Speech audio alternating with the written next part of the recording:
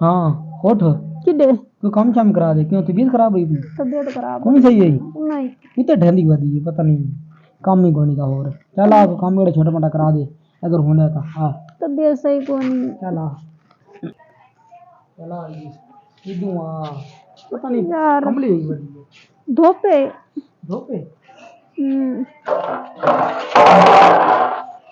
तूने थोड़ा हाल आ गए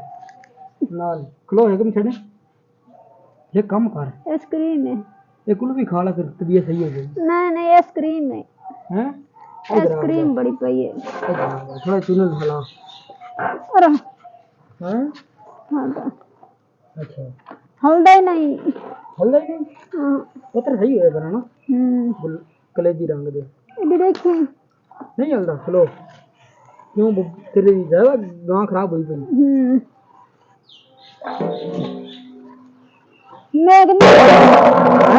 मेरे सिर च मरेंगे नहीं सिर पे थोड़ा मारना ये हलवा बड़ा भी हलवा ये हलवा बनाया हुआ खा गिनो तू खा कली बात ठीक है और मैं जानी पे मेरी तबीयत खराब थी नहीं तो मैं ये खराब थी गई हां चल आप पेट्रोल दे ठीक काम हैं किधर है ये मैं काम देख लगा ये कैसे फूटी पई है हैं हैं ये क्या फूटा पे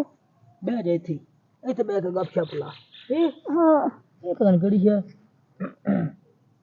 हैं पता कैसे दब्बू खलो वे ने है कड़ी है